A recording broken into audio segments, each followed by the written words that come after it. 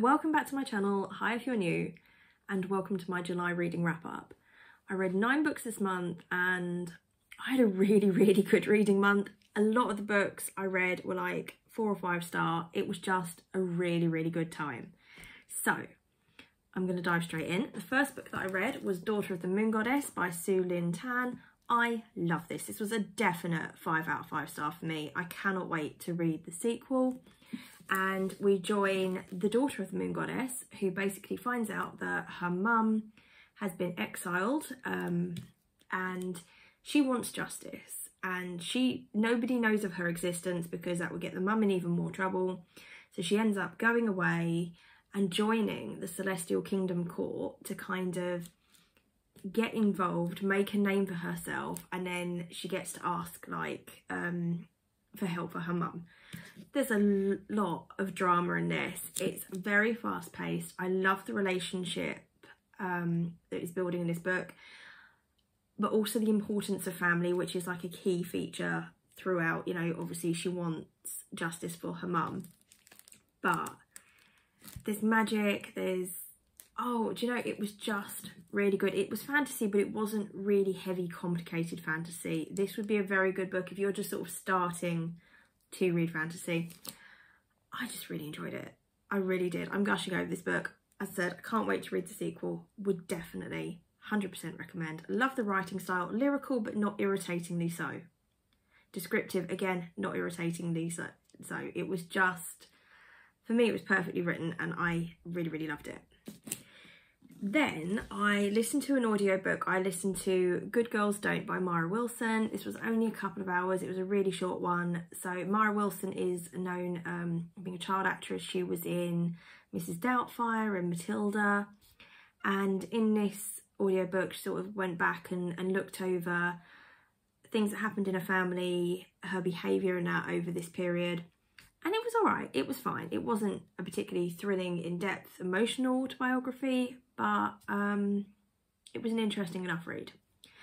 Then I read the Southern Book Club's Guide to Slaying Vampires by Grady Hendrix. This was a 5-star anticipated for me. I was so excited when this got into my library, and it settled as a 3 out of 5 star. I was really quite disappointed. I enjoyed it enough to continue it. I mean, we know I don't like DNFing anyway, but it did keep my attention throughout. It was very predictable in places, not so much in others, but, you know, from the start, you know who the bad guy is, you know who needs to sort out the problem, so you're just kind of waiting for it to happen. A bit graphic and gory in some places, so if that's not for you, no, maybe avoid it. There are a few scenes I thought, oh, do you know what, don't particularly care for that. I'm a bit disappointed because the first like chapter or two was actually really quite humorous, and I thought, oh, if this is going to be like this throughout, I'm sorted, I'm going to love this so much. And then that stopped, and then it was just kind of like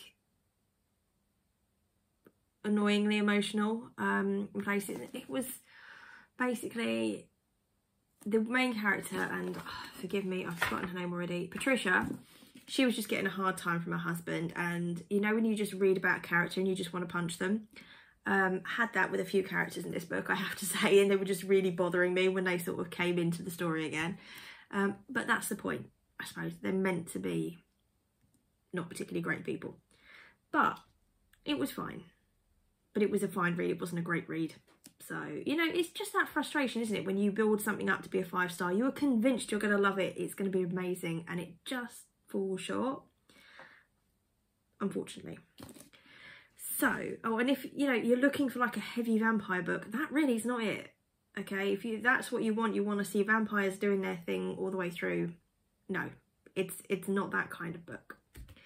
So the next book that I read was She Who Became the Sun by Shelley Parker Chan. And I really like this. This was meant to, well, it was kind of sold to me as a bit of like a Mulan retelling, where we join a female character who, because she's female, is kind of like, you're never going to amount to anything, you're nothing, your brother's like going to be it. And she then has the opportunity to go out. She poses as a guy, as a boy, joins a monastery initially, ends up in the military. So you're constantly waiting for her to get found out, basically, for this massive reveal, all this drama. but it's very emotional. I do like sort of seeing the underdog become the kick-ass character. I like that as a trope in a book. For me, I don't know. This didn't quite... It was good. It was a 4 out of 5 star. It was quite politics and military heavy towards the end. For me, I more enjoyed the bit at the beginning, the monastery bit. I don't know. It was just a little bit more quirky and interesting. But as I said, it was a 4 out of 5 star. I did really enjoy it. And again, I am keen to read the sequel. So it was a good book. Then I read Sheets, which is a graphic novel by Brenna Thumler. And again, this was alright.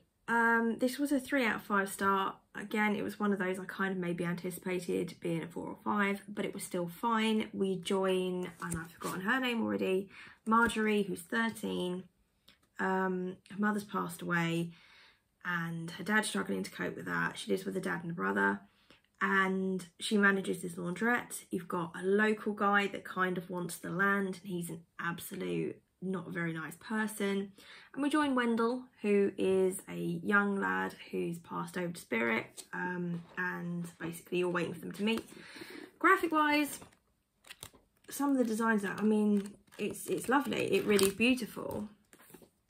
It was just something missing. I think I really like books that I have this emotional connection with the characters, and sometimes graphic novels can achieve that, sometimes they can't, and for me this didn't quite do it. However, that being said, I will continue the series. I have got the next two on my Kindle, which is Delicates and, forgive me, I can't remember the third one or the other one, but I will continue it. So it was okay. It was fine. Then this book frustrated me, and I should have seen this coming. Fairy Tale by Stephen King. Now, it is sort of on my not very formal list that I want to read more Stephen King. I like the idea of this being kind of based in a fairy tale.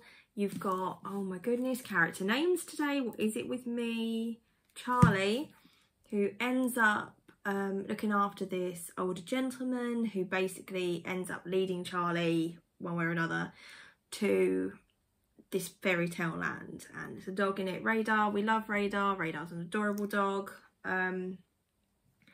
And he faces all these kind of like fairy tale creatures and just people that live in fairy tales. Some I'd heard of, some I hadn't. If this book had been half the size, I genuinely think I would have given it more than 3 out of 5. For me, this was like a massive overture, little show. It was really big on the build. I mean, I think we were actually a couple of 100 pages before we even got to the fairy tale world, which really frustrated me. I mean, if you read Stephen King, you know it's going to be description heavy. We know this. I was expecting it, but I was getting to the stage, I was getting really frustrated. And then I feel there were elements of being in a fairy tale world that were actually quite rushed. Again, found it very frustrating. So it was fine. If you're like me and you like to know the fate of the dog was fine. At some points, I only really cared about the dog and I just wanted to move on from other bits. But yeah, it was disappointing. It was a 3 out of 5. But I should have seen it coming. I knew what the writing style was going to be like. I knew it was going to be description heavy. Stephen King always is. I think I had hoped that the storyline itself would have made it worthwhile, and for me the story was just okay. It wasn't wow, but it was fine. But then we picked up a little bit because I read Love Theoretically by Ali Hazelwood. Now, Ali Hazelwood could write anything and I would probably give it a 5 star. Okay, I have loved all of her books that I've read, so as soon as I picked this up I thought this is what's going to like pick up after the post Stephen King slump here. I'm going to love this, and I did. It was a 5 out of 5 star. I love the relationship. For me, this possibly was my favourite of Ali Hazelwood's books. And I think I've said that for every one. I loved the Love Hypothesis. I was like, Love on the Brain isn't going to be good. Actually, yes, it was really, really good. This one, I think I love the most. And we join Elsie. I just want to make sure I'm getting names right now. We know I've got a name issue today. And, right. So she ends up with meeting Jack, and Again, it's like enemies to lovers. I am a sucker for that trope when it's written by Ali Hazelwood. Okay, we know, you know where her books are gonna go. You know, but you know what? I'm there for the ride. I enjoyed it. I like the characters. I like the build up between them. I don't want to give you any spoilers, so please forgive me. But yeah, it's sort of she applies for this role and he's on the panel, and he basically initially thinks that she's someone else, and it's a bit like, well, hang on a minute, I think you're a little bit dodgy because this isn't you, this is some kind of joke. And she's like, actually no, I'm a physicist. And it works. I really like the dynamics. I like the little cameo role from previous characters in her books. Full of warm fuzzies. I like her smut in it. I do. It's not too heavy, but when it happens, it's good smut. I loved it. Absolutely loved it. 100%. Brilliant. Then I listened to the audiobook of The Writing Retreat by Julia Butts. This, I knew I wasn't going to love.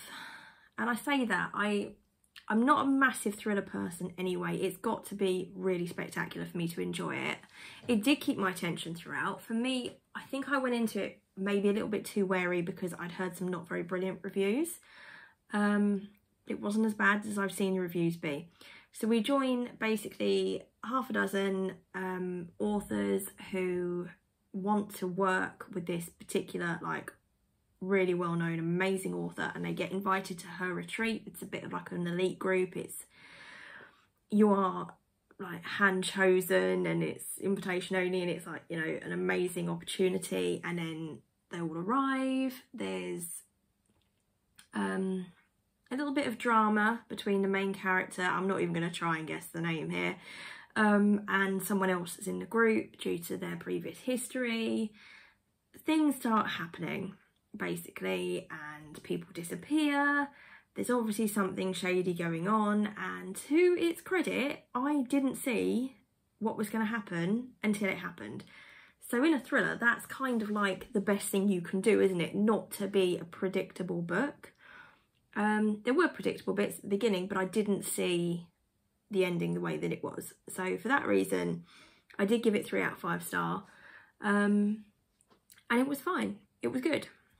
The last book I read, I actually only finished about 20 minutes ago, and that was Loath to Love You by Ali Hazelwood. Do we need to know what I gave this? I think we know that I gave this 5 out of 5 stars.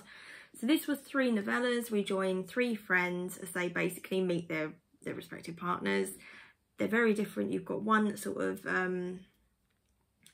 it's kind of like a career rival, and she thinks that he's taking her work, and then it's one of these, they're all enemies to lovers, aren't they? You've got 2 that basically move in with each other in this kind of this house share situation, and initially they just really don't get on with each other. You've got one story where she feels that the guy has sabotaged one of her studies, because that's what she's been told, and she runs with it. And of course you find out that none of these are exactly how they're found out to be or suggested to be. And it's all full of warm fuzzies, it's all full of smart. I love the relationships. I do. It was brilliant. I loved it. So, really, really good books. For me, it was quite a fantasy heavy month with a little bit of romance thrown in at the end, but I had a really, really great reading month. So roll on August.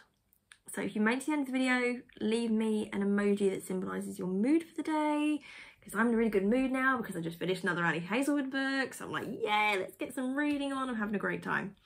So I shall see you in my next video. Have a great week. Bye.